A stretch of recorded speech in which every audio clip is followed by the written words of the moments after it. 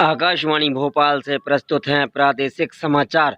पहले मुख्य समाचार। राष्ट्रपति और प्रधानमंत्री राष्ट्रीय शिक्षा नीति पर राज्यपालों के सम्मेलन के उद्घाटन पर सत्र को आज वीडियो कॉन्फ्रेंसिंग के माध्यम से संबोधित करेंगे। स्वास्थ्य मंत्रालय ने 6 राज्यों और केंद्र शासित प्रदेशों को 35 जिलों में कोविड-19 के रोकथाम और प्रतिबंध की समीक्षा की। कोविड-19 संक्रमण से स्वस्थ होने वाले मरीजों की दर 77.32% हुई। दिल्ली, चेन्नई, बेंगलुरु, अहमदाबाद, हैदराबाद और लखनऊ में मेट्रो सेवाएं चरणबद्ध तरीके से आज से शुरू होंगी। छोटे बच्चों और महिलाओं को कुपोषण कृषण के निपटने के लिए तीसरा राष्ट्रीय पोषण माह इस महीने मनाया जा रहा है। श्री राष्ट्रपति रामनाथ कोविंद और प्रधानमंत्री नरेंद्र मोदी आज वीडियो कॉन्फ्रेंसिंग के जरिए राष्ट्रीय शिक्षा नीति पर राज्यपालों के सम्मेलन के उद्घाटन सत्र को संबोधित करेंगे।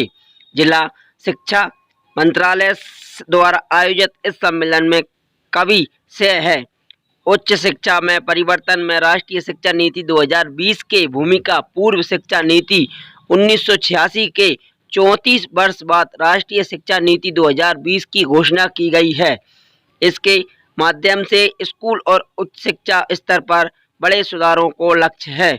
नई शिक्षा नीति का उद्देश्य देश को सक्रिय और समाज सेवी ज्ञान का केंद्र बनाना है। इसका लक्ष्य एक ऐसी शिक्षा प्रणाली लागू करना है जो भारत को भी श्रेष्ठ महाशक्ति बनाने में महत्वपूर्ण योगदान कर सके। सम्मेलन में सभी राज्यों के शिक्षा मंत्री, विश्वविद्यालयों के कुलपति और अन्य वरिष्ठ अधिकारी भी भाग लेंगे। G20 देश के शिक्षा मंत्रियों ने सर्वोच्च शिक्षा प्रणाली के लिए मिलकर काम करने का संकल्प व्यक्त किया है ताकि कोरोना काल में भी सबसे लिए स्तरीय शिक्षा समान रूप से उपलब्ध हो सके।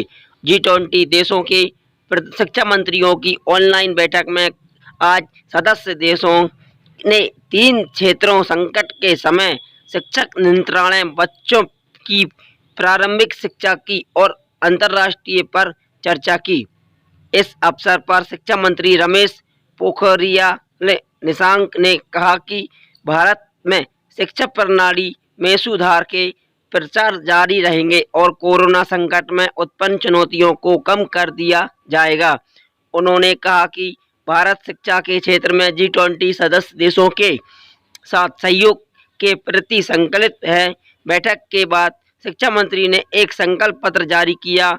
इसमें दूर स्तर और मिश्रित शिक्षा तथा शिक्षकों, डिजिटल ढांचे और पाठ्यक्रम सामग्री के पेशेवर विकास पर जोर दिया गया।